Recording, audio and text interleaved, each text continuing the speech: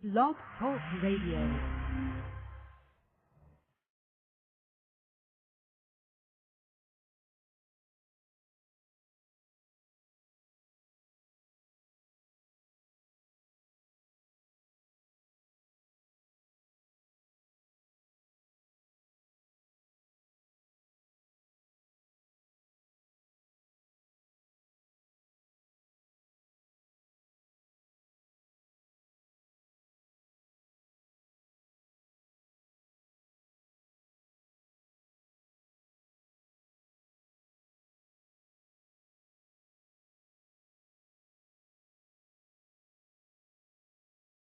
Boa noite, meus amigos. Estamos aqui de volta.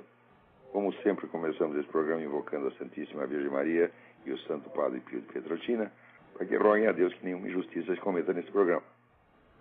Queria, antes de tudo, avisar aqui aos interessados que houve uma mudança na data marcada para o curso de Filosofia da Ciência, que será dado aqui em Colonial Heights em maio. O começo do curso foi transferido para o dia 10, então será de 10 a 15 de maio. Informações com o senhor Eduí, pelo telefone 041 9974 4443. Muito bem. Aqui o pessoal vivia dizendo que o Obama não consegue dar nem bom dia sem teleprompter. E até que ele não consegue falar nem com criança sem teleprompter. Dizia isso porque todos os discursos dele, em qualquer lugar, sempre tem o teleprompter. E quando pegam ele numa entrevista sem o devido equipamento, ele se atrapalha todo e fala coisas mais horríveis que só o comprometem. Então o pessoal dizia, olha, ele precisa de teleprompter para falar até com criança. Agora, aqui o site sphere.com desmente isso, diz, não, isso é uma mentira. Ele esteve aí na escola Graham Road, escola elementar em Falls Church, Virgínia, e conversou com as criancinhas sem teleprompter. Olha só que realização intelectual fora do comum. Ele conseguiu conversar com criancinhas de 7 a 10 anos sem teleprompter, gente. Sabe lá o que é isso? Eu tá vendo, o homem é um gênio fantástico, né? Então, agora aí no Brasil também, o gênio aí também está cheio de gênio. Diz que o seu João Ricardo Moderno agora é candidato a deputado aí pelo DEM, né? E o João Ricardo Moderno é presidente daquele treco chamado Academia Brasileira de Filosofia, né? E como ele se candidatou a deputado, então ele descobriu agora que o Merval Pereira, diretor de redação do Globo, é um filósofo. Ninguém sabia disso no mundo, nem o próprio Merval.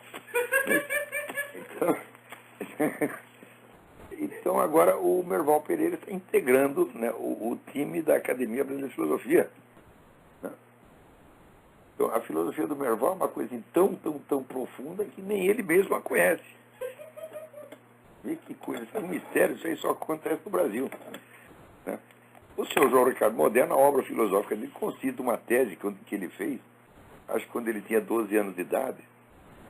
Deram lá uma bolsa de estudo para ele na França, ele foi lá, fez um cursinho, fez uma tese. A tese, vamos dizer, até que ela não era tão ruim, né? Quer dizer, para um menino de 18 anos, aquilo estava bom. Mas depois, nunca mais fez nada. Né? Isso aí no Brasil é suficiente para fazer do sujeito um filósofo. É um negócio incrível.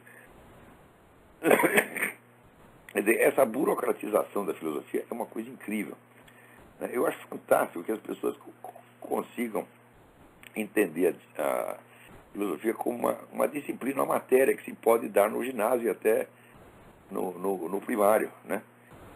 Isso aí desmente tudo o que se entende por filosofia desde que o mundo é mundo, mas a burocracia pode tudo.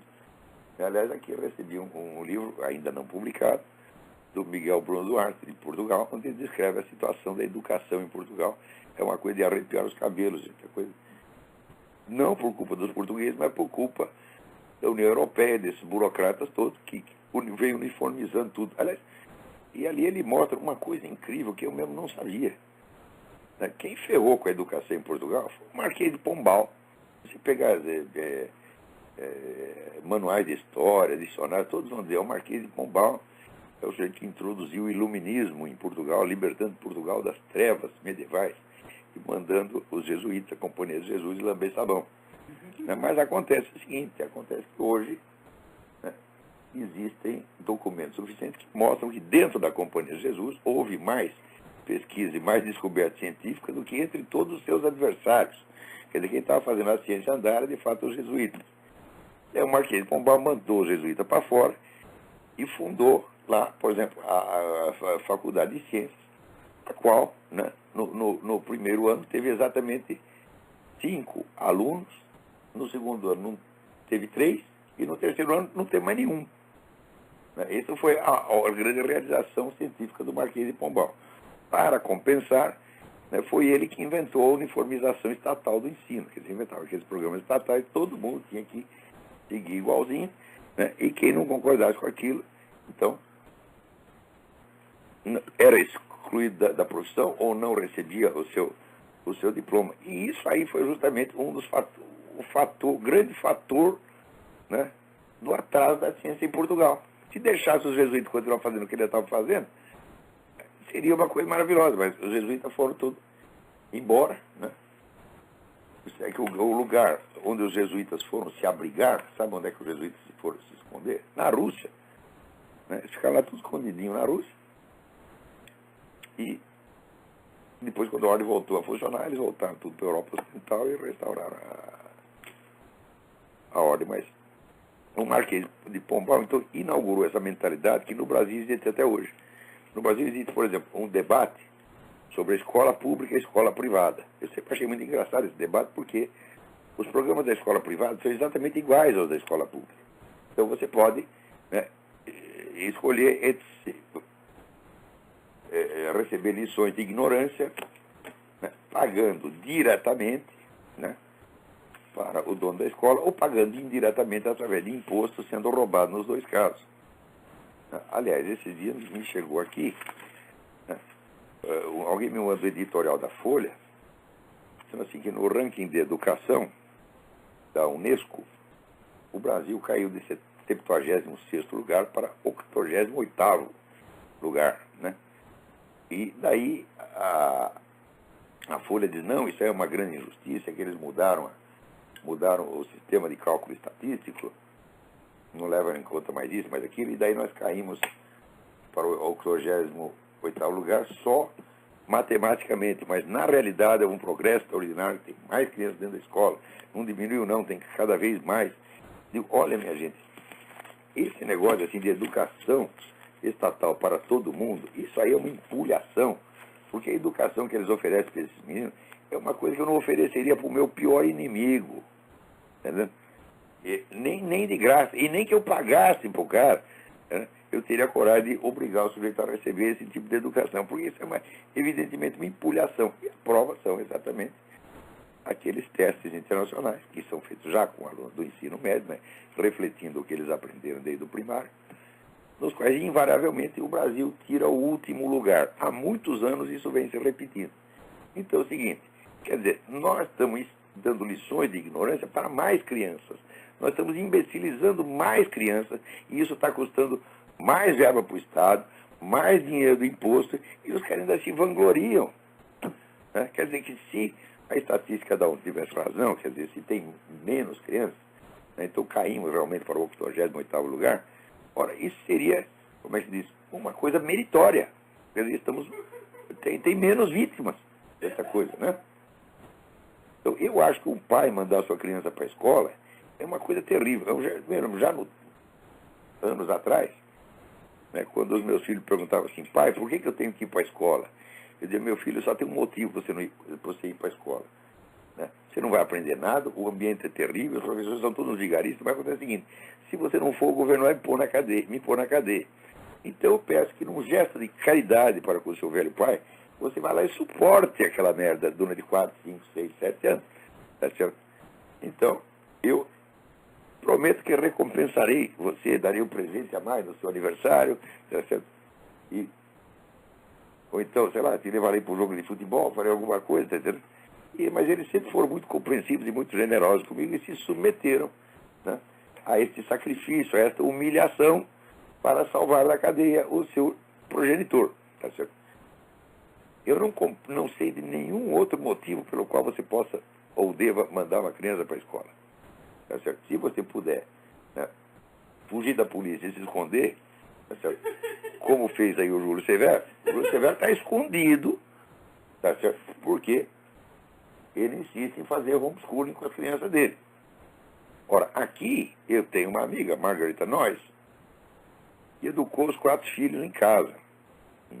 Aliás, ela vai dar um curso lá no site www.seminariofilosofia.org. Ela vai começar amanhã, né? Um curso que é assim, é uma assessoria para as pessoas que têm um conhecimento mediano de inglês lerem textos de filosofia, textos difíceis em inglês. O que não dá para fazer, às vezes nem com dicionário você consegue, né?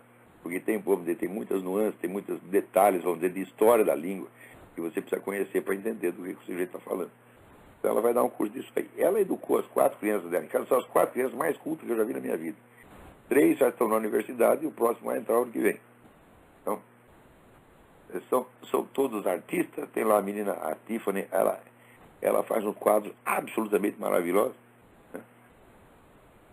Ela fez, inclusive, um desenho da minha filha Leila, que é assim, é muito impressionante. E a menina novinha, né? A outra é cantora, toda toca um piano, toca vários instrumentos, né? São capazes de manter uma conversação séria, que vou dizer que o Lula ou o seu ministro da Educação, ou a dona Dilma, jamais conseguiriam, tá certo? Tudo isso aí foi homeschooling. E o Júlio Severo, que é um sujeito mau, perverso, maligno, né? Ele pretende dar essa educação para os filhos dele, em vez de mandá-lo para esses puteiros estatais, né? Quer dizer, ela não é um desgraçado mesmo, né? Então, tem gente aí querendo matar o Júlio Severo, né? Outro dia publicaram até o endereço onde ele estaria, né? Eu fico investigando a vida do cara, que eles se juntam aos milhares para ficar perseguindo o Júlio Severo, publicaram o endereço onde ele estaria abrigado, ele de fato não está lá. Tá certo? Eu não sei onde está o Júlio Severo, pô. Né? E agora, sei lá que no site dele tem um link para você dar contribuições e você deve mesmo, né? Lá e no blog do Nota Latina. Os dois estão ferrados sozinhos, não tem um partido político, não tem o MST para dar dinheiro para eles, não tem ministério, não tem firma. O imperialismo americano faz décadas que não manda dinheiro para ele. A CIA está com o pagamento atrasado, pô. Tá entendendo? Então, isso é que eu sei. Mas, voltando aí ao negócio da escola, ao mesmo tempo em que a Folha faz as tripas coração para mostrar que a diminuição do número de crianças na escola é realmente um aumento, né? O que prova que a Folha recebeu essa mesma educação a respeito da qual ela está falando, né?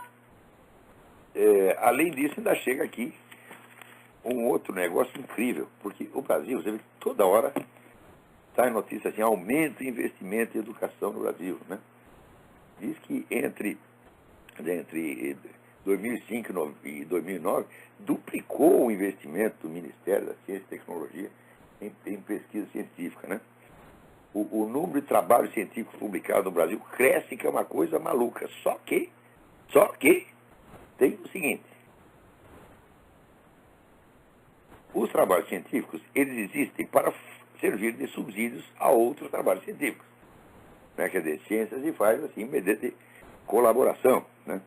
Quer dizer, um sujeito investiga um pedacinho, o outro investiga outro pedacinho, eles juntam aquilo, né? E aí vai chegando a conclusões. Então, um trabalho científico, ele existe, ele é publicado para ele ser lido por outros cientistas e servir de subsídio. E, portanto, ele será necessariamente citado em outros trabalhos científicos. Quer dizer, trabalhos científicos citam trabalhos científicos, né? Então, você pode avaliar mais ou menos a medida da importância da produção científica do país pela proporção entre o número dos seus pesquisadores, o número de trabalhos científicos publicados e o número de citações que é feito desse trabalho no resto do mundo, né? Acontece que aí o professor Marcelo Hermes, na sua página, que depois eu vou citar no artigo, vou dar tudo direitinho, dar todas as dicas para vocês, né? ele vê o seguinte, que o Brasil, em matéria de citações de trabalhos científicos, vem caindo, que é uma coisa absolutamente impressionante. Né? Veja você, por exemplo, né? No ranking, esse aqui não é como é que diz, uma avaliação estatística. Isso é dado em números absolutos. Né? Então, por exemplo, em medicina, em 1997, nós estávamos no 24º lugar no ranking mundial. Em 2008, estávamos já no 36º. Né? Quer dizer, publicava muito mais trabalhos médicos e o pessoal aí do mundo lia aquilo, via que era tudo uma pataquada, não tinha importância nenhuma. Estava lá os camaradas reinventando a roda, então não ia citar esse trabalho. Ou seja, um trabalho científico é feito para ser útil aos demais cientistas. Quer dizer, quanto mais se publica trabalho médico no Brasil, mais inúteis eles são, na opinião dos cientistas do restante do mundo inteiro. Tá certo? Em bioquímica e genética, em 1999, estávamos no 19º lugar. Baixamos para o 36º. Em biologia e agricultura, estávamos no 18º em 1997 e o 32º em 2008. Em química, estávamos, veja que coisa, estávamos no 15º lugar no mundo em 1997. Agora estamos no 28º. Em física e astronomia, estávamos no 18º, baixamos para o 29º. E em matemática, onde estávamos, era o melhor setor do Brasil, estávamos em 1997 no 13º lugar. Caímos para o 28º. Mas não é uma maravilha? Agora, eu me lembro de ter lido anos atrás, bastante tempo atrás, na Folha de São Paulo, a Folha de São Paulo estava descendo o cacete na Universidade Brasileira porque não produzia um número suficiente de trabalhos científicos. Né? E daí entrou lá o pessoal do CNPq e do CAPES, né? Forçando os caras, vai trabalhar, vagabundo, escreve aí, publica aí. Os caras começaram a publicar. Mas o que eles publicam tem cada vez menos importância, tem cada vez menos valor. Então, né, isso aí é a arte de você preencher espaço com papel impresso, pago com dinheiro público. Então, as verbas são crescentes, o trabalho é crescente. Agora, a importância científica da produção é decrescente. Então, veja, vamos falar português, claro. Esses órgãos do governo existem para prestar determinados serviços públicos, meu Deus do céu. Eles comem dinheiro da população, sobrecarrega de imposto, prometendo fazer um serviço público. Depois, quando ele não faz, já é ruim. Agora, quando ele faz assim, é pior. Seria preciso pagar para ele não fazer nada. Né? Chega lá, aqui, seu ministro, nós te damos um salário, sei lá, 50 mil reais por mês. O senhor ficar quietinho no seu canto e não dá palpite na educação. Porque até houve um ano em que o Brasil tirou o último lugar, como sempre, nos testes internacionais. E note bem, isso também não é cálculo estatístico, são números absolutos, né? É o número de perguntas que o sujeito acertou, que o sujeito errou, e o brasileiro consegue errar mais do que os alunos da Zâmbia, da Serra Leoa, tá certo? Do Polo Norte, tá entendendo? É um negócio incrível, rapaz. Tá? Então, você está vendo por que racismo não funciona? No Brasil tem toda a raça. Você chegou, entrou aí, não importa onde ele veio, ele pode ser preto, branco, amarelo, o QI imediatamente baixa, já baixa 12 pontos só na alfândega. Tá vendo? E depois não levanta mais. Quer dizer, é evidente que não é um fator racial. Olha, aí, meu filho, tem alguma gigantesca macumba. Macumba, você está entendendo? Eu acho, eu já disse para vocês, eu acho que é aquela catedral do Rio de Janeiro, né? E foi feito, parece, aquele defumador. Né? Um dia vai aparecer uma gigantesca mãe de santo, vai acender aquele negócio, e daí vocês vão entender do que se trata. Tá certo? Então, esses órgãos, se eles não cumprem a sua finalidade, ou se até fazem o contrário. Quer dizer, se você incentiva a publicação de trabalho científico, mas você não faz nenhuma exigência de qualidade, você está enganando as pessoas, meu Deus do céu, isso aí é fraude. Onde é o lugar desses ministros da ciência e da tecnologia? O lugar deles é na cadeia, porra! Vocês não entenderam ainda?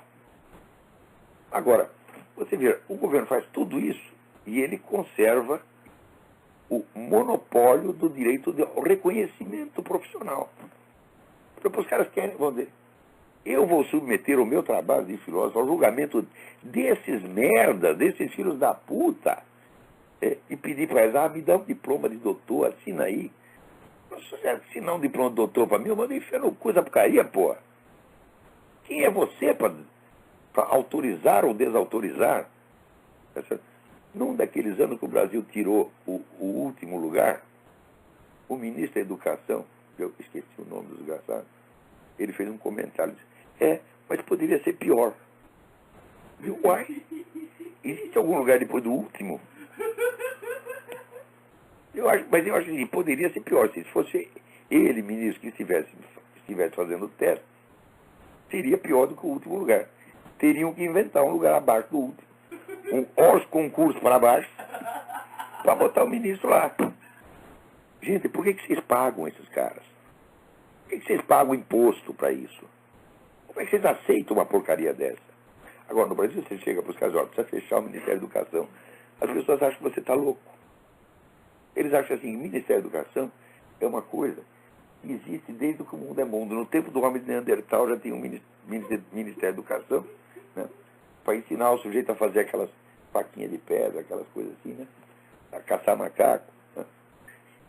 Então, o Ministério da Educação é um elemento da natureza que sempre existe e que só um louco, que nem eu, acha que não tem que existir.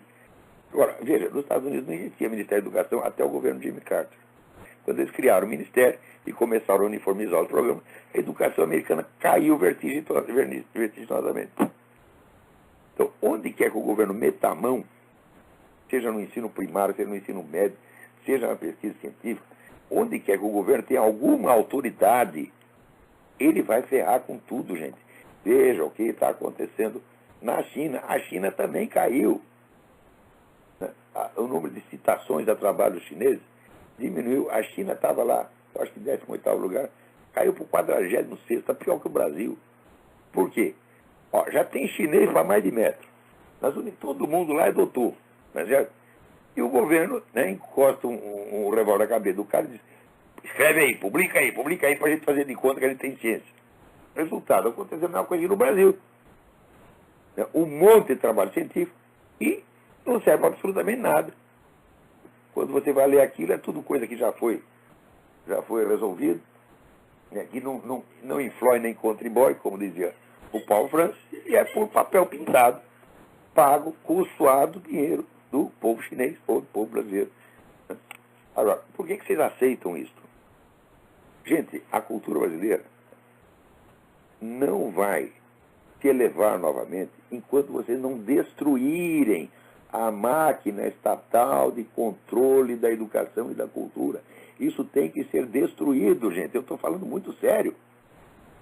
Enquanto político tiver alguma autoridade, por mais mínima que seja, na educação ou na cultura, vai ficar essa merda. Vocês não fazem o cálculo, porque pode ser que...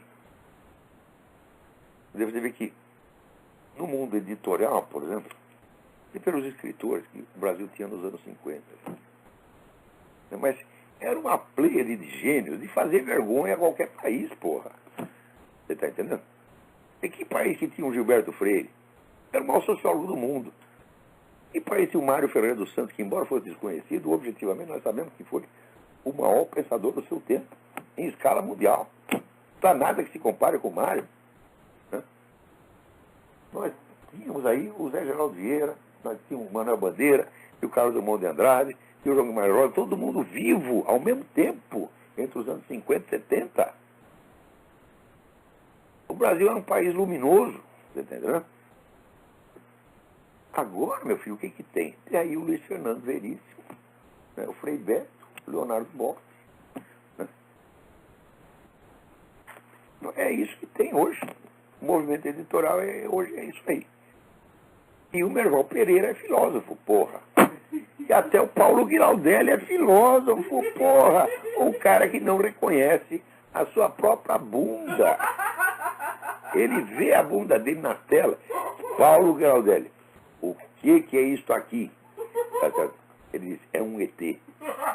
Não, Paulo Guiraldelli, é a sua bunda. Ele não sabe, o cara não sabe distinguir uma bunda humana, tá certo, de um disco voador, porra. É filósofo, cara, porra. Ah, meu saco. Agora, como é que querem que eu fale educadamente dessas coisas? Eu não consigo, não dá. Até quando a coisa passa da degradação, você não tem mais nada, não há comentário mais. É só dar uma cuspida na cara do sujeito. Agora, não pensa que é só aí, não. Aqui o movimento gay inventou uma coisa seguinte, que nas escolas públicas, o menino que se declare menina deve poder ter acesso ao banheiro das meninas. Vocês imaginem se vai ter um menino, um só, que vai declarar que é macho. Todos eles vão afirmar, eu sou gay, eu sou gay, eu sou gay, eu sou gay. É claro, porra. Mas que palhaçada. Não é por quê? Não existe prova objetiva de que existe. Aquele negócio famoso teste da farinha não existe, gente. Aquele negócio de sentar na farinha, né? Porque teste não existe. Porque existe o gay não praticante. Aliás, eu acho que a maioria é não praticante, porque ninguém os come. Né? Eu duvido que alguém algum dia tenha comido Luiz Mota. Eu duvido. Eu acho que não é gay coisa nenhuma, é tudo mentira. Né? E, então, tem lá uma fila do sujeito, não dá para você saber se o cara é gay ou não. Não dá, mesmo que ele não passe do teste da farinha. Nos anos 60 tinha muita gente, né? Que assim, havia uma pressão moral, né, para você fazer experimentos sexuais. Né? Então, tem muito cara que, induzido por isso, fala, pensando bem aqui, eu vou dar para ver o que acontece. Né? E daí ele ia lá e dava e descobria que aquilo não estava com nada. Né? Então já não passaria no teste da farinha, não seria gay. Quer dizer, houve um monte de gay falsificado nos anos 60 e 70, com o negócio da New Age. Né? Então quem diz que não tem gay falsificado hoje? Né?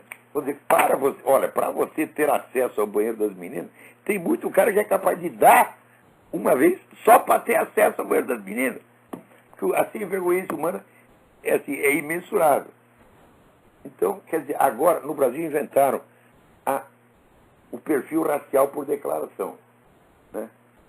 Chega lá o sujeito, né? De louro, de olhos azuis, né? Ele pergunta, como é seu nome? Meu nome é Helmut Schneider. Qual é a sua raça? Sou preto.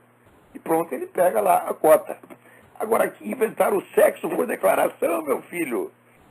É incrível, né? Quer dizer, o sujeito fala, sou menina, imediatamente o peru dele vai, entra para dentro, desaparece e surge ali, né, um órgão feminino. É uma coisa maravilhosa. Quer dizer, o que fazer com o sujeito que inventou essa proposta, meu filho? Né? Agora, seguinte, e se o cara, ele disser, não, eu tenho dois sexos, né? Tem dia que eu sou menino, tem dia que eu sou menina. Eu estou indeciso. Como é que ele faz? Você proíbe ele de entrar no banheiro? Ou entra nos dois? E a menina que disser, eu sou menino? Quer dizer, como é que o cara vem com uma proposta dessa e quer que a gente discuta a sério? Né? Ah, meu Deus do céu. E ela disse, eu acho que o grande problema disso aí é o seguinte, todas as fantasias, né, homossexuais são todas baseadas na identidade masculina e feminina. Se você apagar essas identidades, desaparecem as fantasias. Por exemplo, você quer um casamento gay, para quê? Para ele imitar o papai e mamãe, mas daqui a pouco a distinção de papai e mamãe fica proibida. Aqui na Califórnia, nas escolas, você já não pode falar pai e mãe. Tem que você falar seu fulano, dona fulana. Isso porque ainda se admite, você vê que imposição horrível, ainda se admite a diferenciação, né, de tratamento conforme o sexo, senhor e senhora. Isso é uma coisa horrorosa, devia inventar uma terceira coisa. Né? Então, a hora que essas referências sumirem, da onde vai se alimentar a fantasia homossexual? Né? Como é que o sujeito pode, né, querer ser mulher se não existe mais mulher?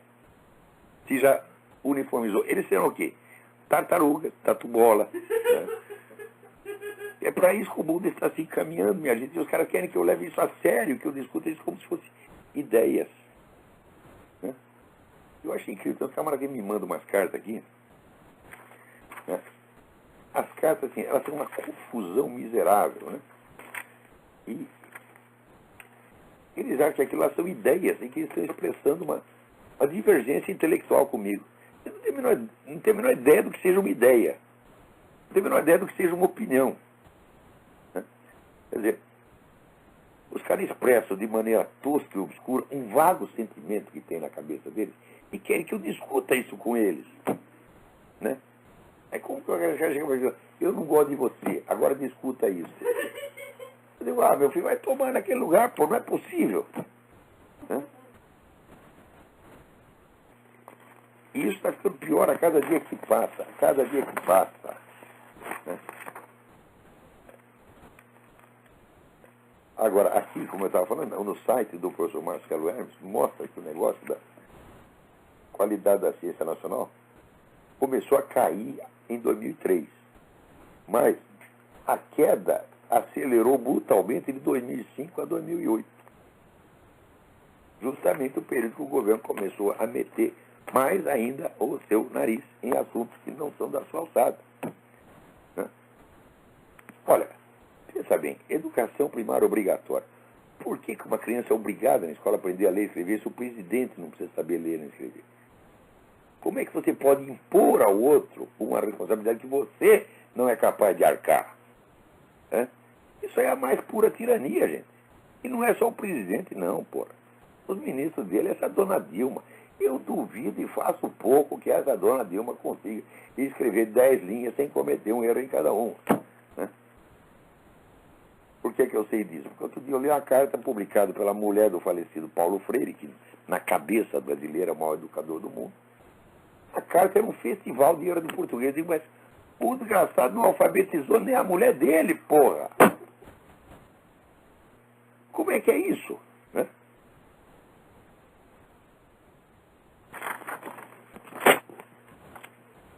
Agora, olha aqui, que a senadora Cátia Abreu, do DEM, né, mostrou lá uma lista de entidades que estão financiando lá o MST. Como é que elas fazem? Você tem uma rede de ONGs, cada uma delas puxa um pouco de dinheiro.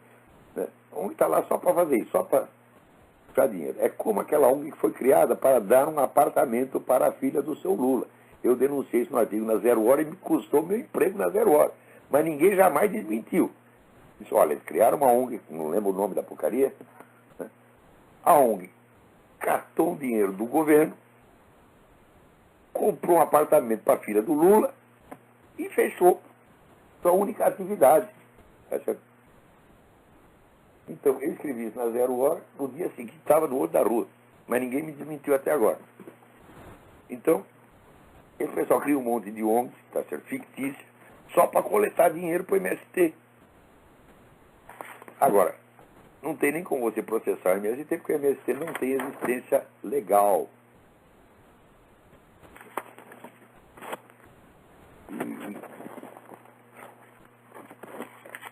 E assim vai.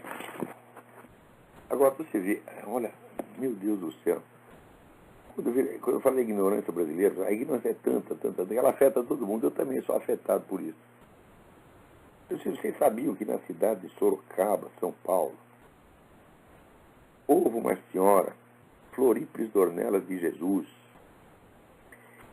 que durante 60 anos, viveu somente da Eucaristia, sem comer, nem tomar água, nem ir ao banheiro jamais. Ela comungava pela manhã e viveu disso 60 anos.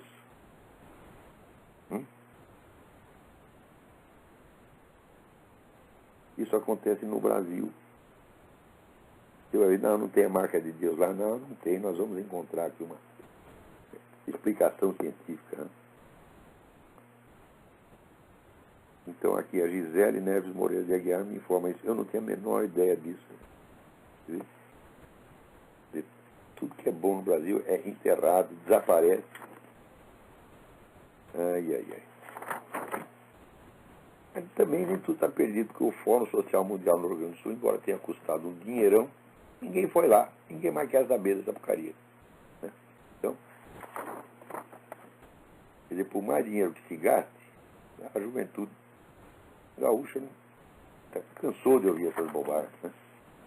E, olha, porém, gente, tem o seguinte, você não pode dizer, não, nós precisamos deixar o PT chegar ao poder, né, para o povo aprender. Eu digo que esse aprendizado é o quê? Você pensa que a educação, a informação, se propaga espontaneamente como um peido? Não, meu filho. Né? A geração seguinte não aprende com a anterior se a anterior não ensiná-la. Quer dizer, a capacidade que você tem de julgar o atual estado de coisas depende do seu conhecimento do estado anterior. Mas a juventude não nasce sabendo, e ninguém fala para ela. O que a juventude recebe de informação é dado pelo próprio PT. Então, eu digo, um povo não aprende assim por experiência. Pessoas aprendem por experiência, às vezes. Né? Eu conheço um monte de pessoas que não é capaz de aprender nada com experiência. Você toma na cabeça uma vez, duas vezes, três vezes, quatro vezes, 10 vezes, 20 vezes, e continua fazendo a mesma coisa. Né? Agora, se até uma pessoa humana que tem uma unidade biológica, desde que nasce até que morre, tem uma unidade corporal, física, né? A experiência dela é picotada. Não há uma relação direta entre experiência, conteúdo e memória. Como é que um povo pode aprender se ninguém o ensina, porra? Quer dizer, isso é uma concepção absolutamente mágica, de que passa 3 ou 4 gerações, e a geração seguinte vai miraculosamente nascer sabendo como é que estava antes. Mas ninguém sabe nada do que estava antes. Tanto que, olha, hoje quando o Brasil cresce 4% ao ano, o pessoal não celebra, não acha que é uma glória do governo Lula? Por quê? Porque o pessoal de 18, 20 anos não sabe que durante os anos 70, no governo Médici, o Brasil crescia de 11% a 15% ao ano. Né? Não sabe que a famosa ditadura militar tirou da miséria 30% da população nacional na época.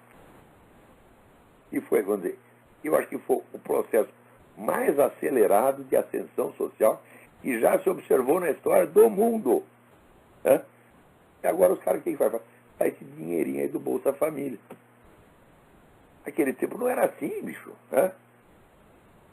Gente que nunca tinha estado dentro do processo econômico nacional, estava totalmente marginalizado, vivendo de esmola, vivendo da ajuda dos outros, de repente arrumou um emprego, começou a trabalhar, subiu na vida, comprou carro, comprou televisão, né? E, no fim, até juntou o dinheirinho, investiu na bolsa e ficou milionário. Né?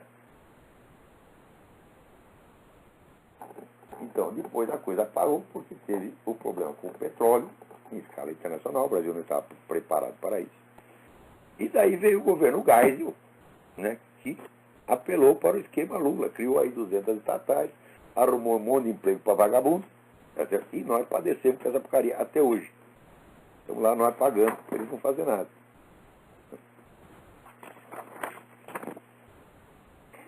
Olha aqui, agora, você, nem tudo está perdido, meu filho, nem tudo está perdido.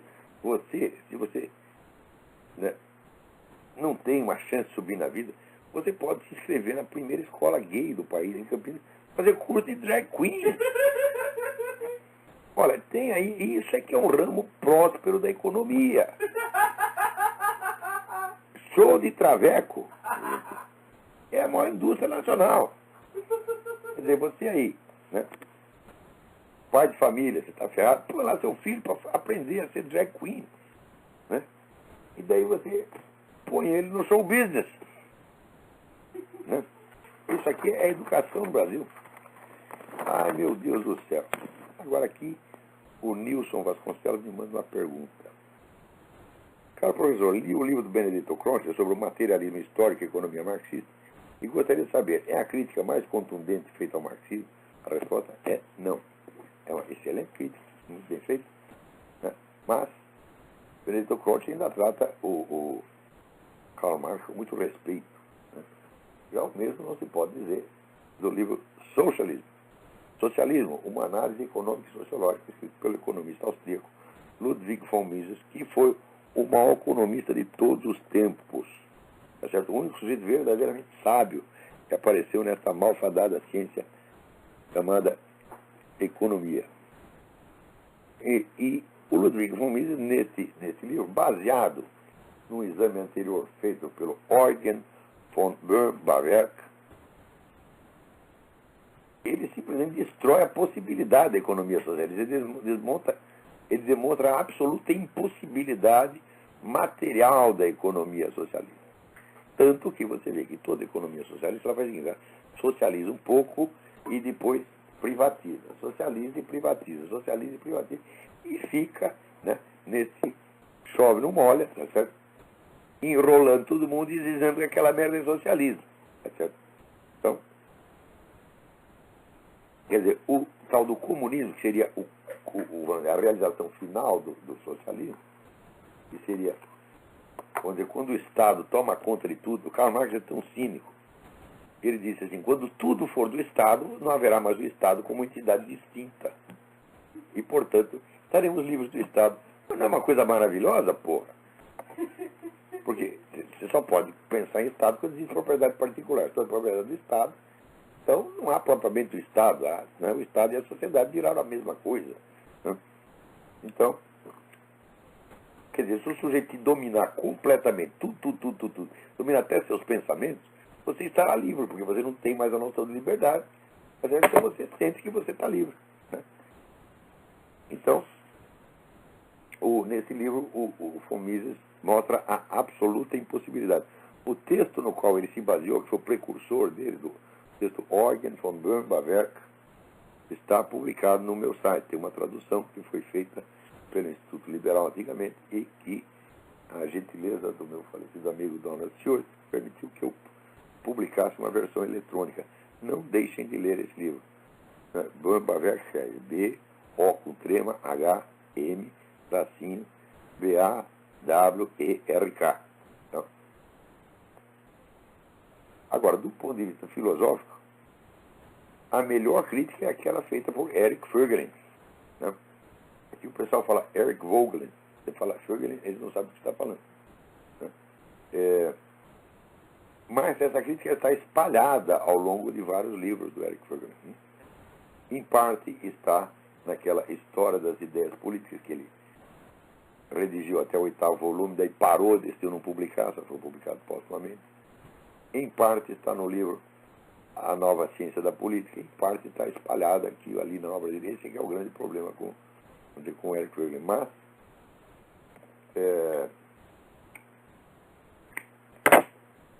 ele já demonstra ali que toda a filosofia do Karl Marx é construída na base de proibir certas perguntas filosóficas. Você não pode perguntar isso, você não pode perguntar aquilo, não pode perguntar aquilo. Né? Então, daí fica fácil. Se você proíbe, né, as perguntas que impugnariam a sua filosofia, ela fica invencível, porra. Né? E ele, né, diante disso, ele conclui: Karl Marx is a swindler. Karl Marx é um vigarista. Ele, olha, eu no começo da minha vida achava que era marxista, né? Depois virei, como é que se diz, um observador distante, porém respeitoso. Né? Depois virei um contestador do marxismo. E hoje eu estou com o Eric Voegelin. O cara é vigarista mesmo, gente. Tá? Você vê que ele previu o empobrecimento progressivo do proletariado. Né? Como, em vez de acontecer isso, o proletariado subiu de padrão de vida ao longo de 20 anos, né? O que ele fez, né, nos volumes finais de O Capital? Ele sumiu com as estatísticas dos últimos 20 anos, usou só de 20 anos atrás. O que é para fazer com um cara desse? É para dar um pontapé no meio do cu, ele vai para casa, gata, cala a boca. Como é que você pode respeitar um cara desse? Agora, toda a cultura moderna, a educação moderna, é toda baseada nesses mitos. O número de pessoas que eu vejo admiradores de Maquiavel, né, porque Maquiavel é o sujeito que compreendeu o processo político, ele entendia o mistério do poder, ele descreveu aquilo, foi o primeiro grande cientista social. Né? Ele digo, ai meu Deus do céu. Maquiavel é assim, ele sempre esteve do lado perdedor. Todos os partidos que Maquiavel apostava sempre se ferrava, e no fim o próprio Maquiavel se ferrou. Mas se ele entendesse alguma coisa de poder, aconteceria isso com ele, coitado. Né? O que você vai ver é que aquele desenho que ele traça do príncipe, e eu escrevi um ensaio de 80 páginas sobre Maquiavel, ainda está inédito, mas logo publicarei. Talvez saia primeiro em inglês do que em português. O que Maquiavel fez é o seguinte: ele, como era um derrotado, um cara sem poder nenhum, ele idealizou uma figura que era do príncipe, que era o sujeito totalmente maquiavélico, entre aspas, né? Maquiavel nunca conseguiu ser maquiavélico, coitado, só vivia de favor dos inimigos. Né? Ele se ferrava, o inimigo ficava com dó dele, e arrumava emprego para ele, pô. Então ele começou a inventar uma espécie de sujeito macro espertalhão, que seria a inversão exata dele. Acontece que esse príncipe ele não existe nem pode existir. Quer dizer, qualquer sujeito que faça 10% da sacanagem que o príncipe Maquiavel faz, ele será morto. Ninguém vai aguentar. Nem Stalin fez isso. Mas nem José Stalin pode ter seguido um outro conselho isolado do Maquiavel. Mas, no todo, não é possível. Né? Então, olha, quando você vê o sujeito que gosta de Maquiavel, Jean-Jacques Rousseau e Karl Marx, você pode ter certeza que está conversando com um idiota presunçoso bocó. E esses três são três empulhadores, fazem três vigaristas. Jean-Jacques Rousseau, ele escreve no livro Les Rêveries du Promeneur Solitaire, dos Devaneios do Caminhante Solitário, ele escreve uma coisa tão singela. Ele diz: eu sou a alma mais bondosa da Europa. Ninguém é tão bom quanto eu. Né? Uai, ele é tão bom que mandou 5 filhos para o orfanato, para ele poder se divertir com as mulheres lá nos salões, comer a mulher dos outros e ainda reclamar. Né? Quer dizer, como o cara não se enxerga, pô, que lição você pode tomar? E o cara ainda escreve, o cara manda os filhos tudo para o orfanato e escreve um livro de educação, porra. Ai, meu saco. Agora aqui, alguém me envia do Rio Grande do Sul, alguém que pede para não mencionar o nome, por boa, né? O Ministério Público Brasileiro, né, informa o seguinte, que ele quer participar do Fórum Social Mundial. Agora o Ministério Público virou uma entidade política militante, sob a desculpa dos tais direitos humanos. Direito humano, o único direito humano que eles querem mesmo é o direito de pôr no cu dos outros. Que já vem exercendo extraoficialmente há longos anos. Tá certo? Ai, meu Deus do céu. Né? Então, aqui. Vamos ver o que nós temos a mais. Alguém me manda aqui umas denúncias horríveis contra o movimento gay, mas eu vou verificá-las ainda. Eu vou verificá-las, porque assim, a gente não deve ser injusto com ninguém, não deve falar mal de ninguém se quando não for verdade. Se você por acaso errar, pede desculpa, né? E além disso, os caras já fazem tanta merda que por que você precisa inventar mais alguma? Né? Agora, aqui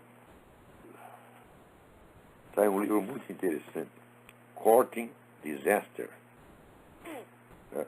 Cortejando o Desastre, o autor Mark Thiessen, Thiessen. E ele mostra aquela prática do waterboarding. Sabe o waterboarding? Você fingir que você afoga o cara. Você pega uma bacia, tira a cabeça do cara lá, né?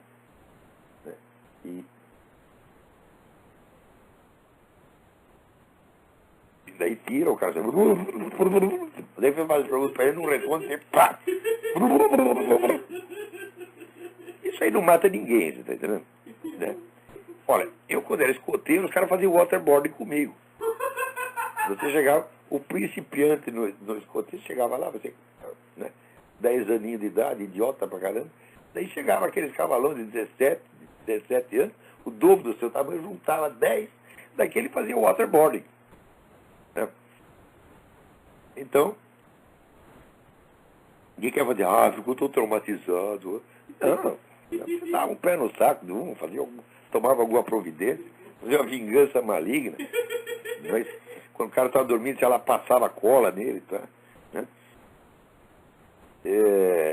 Então era uma brincadeira. Uma coisa que pode ser feita como brincadeira não pode ser grave. Né? E o cara que se impressiona muito com o waterboarding é porque é um cagão mesmo, tá entendendo?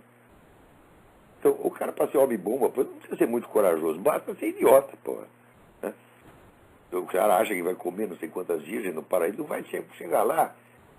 Pô, chega lá, tem um negão da academia do Mike Tyson esperando ele lá, pô. Né? É uma grande decepção, né? Então, o cara acha que porque ele matou um monte de gente, ele vai ter um montão de virgem. Sei. Eu duvido, isso é uma loucura. Não é possível. Se você ler o Corão, Bom, o Coronel Ferenc para quem é mártir, né? Agora, o sujeito entra no supermercado, explode lá um monte de velhinho e criança, e daí chega lá na parede, bate na porta, cadê minhas virgens? Fiz o caralho, meu filho! Tu vai lá pro Satanás, chega lá pro Satanás, tá com a piroca de 1,5 m, piroca em chamas, piroca flamejante, esperando você. É o que tu merece. Então, o cara aqui mostra o seguinte, que graças ao waterboarding, um monte de atentados foram evitados. Quer dizer, o waterboarding salvou esse país, porra. E agora não só os caras proibiram o waterboarding, né, como estão devolvendo os terroristas. Então, tiram os terroristas das prisões militares, fazem ser julgados por tribunais civis. Nos tribunais civis é tudo, o processo é público. Então não tem mais segredo de Estado e você é obrigado a revelar, o governo é obrigado a revelar todos os seus planos, né, para caça aos terroristas. Mas, ora, isso é o que os terroristas estavam pedindo ao capeta, eles querem saber o que o governo vai fazer contra eles. Então agora o governo é obrigado a contar tudo. Quer dizer, ora aqui, sempre vamos falar o português, claro. A carreira do seu Obama foi paga inteiramente pelo gente da Arábia Saudita, porra. E ele está trabalhando. Ele chega lá na Arábia Saudita, ele se curva perante o rei da Arábia Saudita, né? Como que diz, obrigado pela propina, né? Então o que você quer? Para quem que você está trabalhando? Eu trabalho para a Arábia Saudita, porra. E a Arábia Saudita financia esses terroristas todos. É uma coisa tão óbvia que a pessoa tem que pensar nisso mais de 30 segundos, é porque está com QI 12. Então, olha, por hoje, gente, aqui, né? Hoje, eu acho que por hoje é só. É aquele pessoal do site do Olavo de Carvalho nos Rodrigues que ia telefonar aqui. Alguém me avisou, não, disseram que vão telefonar. Mas não telefonaram, deu com um acesso de temor servil. Eles não telefonaram, não. Fizeram muito bem. Esse pessoal, assim, você imagina 4 mil sujeitos se juntando para tocar punheta intelectual, falar besteira pra caramba, né? E achar que estão fazendo a grande coisa. Ai, meu Deus do céu. Só essa proposta, ó, aqui nós queremos discutir ideias, né? Vem você aí, nós vamos em 4 mil do outro lado. Eu digo, mas, puta, como é que eu vou responder para 4 mil pessoas? Como é que você vai dizer que isso é um debate de ideias, né? Debate de ideias que está lá xingando minha mãe, falando mal da minha família, né, me acusando de mil e uma coisa que eu nunca... Inventando a minha história. Tem cara que inventa ali, meu Deus do céu, cada coisa, né? Diz que eu, quando estava na esquerda, recebi ameaças de morte, e daí eu desapareci, e daí reapareci como direitista. Falei, quem me ameaçou de morte quando eu estava na esquerda, meu filho? Né? A direita, em geral, não faz isso. A direita, naquele tempo, era o CCC. O CCC não ameaçava ninguém. De vez em quando chegava a dar umas porradas, né? Entrava 12 elementos do CCC numa assembleia de 3 mil valorosos militantes estudantis, e os 3 mil saíam correndo. Isso eu me lembro que acontecia. Olha, só de ver isso já foi um motivo para eu não querer ser esquerdista mais. Eu falo, não, eu não quero estar com esses caras aí, pelo amor de Deus. Né? E não nego que havia pessoas valentes na esquerda, eu mesmo conheci um. Né? O Rui Falcão, que é um centro maluco completamente, ele era um homem valente. Ele uma vez enfrentou 5 caras num tiroteio na escadaria da Faculdade de Direito. Quer dizer, se ele tivesse um cérebro equivalente aos culhões, seria um grande homem. Infelizmente, tudo o que tinha de matéria-prima foi para os culhões, não sobrou nada do cérebro. Então, eu digo, mas era um cara, mas a maioria era um bando de cagões como jamais houve na face da Terra. Né? Tanto que no dia 31 de março, quando disseram assim, olha, o general Mourão Filho está vindo com os tanques aí de Minas Gerais para o Rio de Janeiro. Toda a liderança esquerdista, todos os heróis do esquerdismo desapareceram no mesmo instante, foram tudo para dentro das embaixadas. Diziam, não, eles vão matar todo mundo. Não mataram ninguém. Ninguém, nenhum. O pessoal do exército não deu um único tiro. Para não dizer que não deu um único tapa, o general César Montanha chegou num forte no Rio de Janeiro, deu 2 tapas na cara do sentinela e disse, agora o comandante da posse sou eu. Todo mundo obedeceu. Né? Então, o almirante Cândido Aragão juntou lá um monte de fuzileiro naval dizendo que ia matar o Carlos Lacerda. Né? O Carlos Lacerda foi pro rádio e disse, vem aqui, seu filho da puta, que eu mato você primeiro. Assim, nesses termos, pedeferimento. Né? O Aragão pensou, é melhor a gente tomar uma cerveja, porra. E pronto, quer dizer, a esquerda sempre foi assim, gente, sempre vai ser. Né? Não tem jeito, porque o esquerdismo é uma coisa intrinsecamente falsa. O sujeito não pode viver de uma falsidade sem que todas as energias vitais dele refluam, vão para baixo. A personalidade se desmonta. Não que na direita não tenha gente assim, tem, só que na esquerda é obrigatório. Na direita só se você quiser. Né? Então tá aí o pessoal da Academia Brasileira de Filosofia que não me deixa mentir. Esse seu moderno, a academia dele publicou o meu livro Imbecil Coletivo, em parceria com a Faculdade da Cidade. E daí, como o negócio pegou mal no meio acadêmico, aquele primor de valentia, de macheza, que é o seu João Ricardo Moderno, imediatamente publicou a cartinha no Jornal do Brasil. Não temos nada a ver com isso. Eles usaram o nome da academia indevidamente, não sabia de nada. E não me restou alternativa senão publicar a foto do seu João Ricardo Moderno no lançamento do livro, a nota fiscal da gráfica em nome da Academia Brasileira de Filosofia, e assim por dentro. Quer dizer, para que quer pagar? Se ele quer, vamos dizer, para se livrar de um vexame, ele passa outro 10 vezes maior. Não tenho medo de vexame, não tenho medo de pagar mico, eu já paguei 500 micos. Você não tem nem coragem de enfrentar o ridículo. Né? Tem medo até do ridículo. Que coisa, o que é isso? Pois? Eu acho que esse é o pior mal do brasileiro, o medo obsessivo do ridículo. Ninguém pode ser objeto de uma piada. Você faz uma piada do brasileiro, ele morre. Né? Meu Deus do céu. Então, é isso aí, o nosso tempo acabou. Então, se alguma coisa, dançou. Agora fica para a semana que vem. Muito obrigado a todos.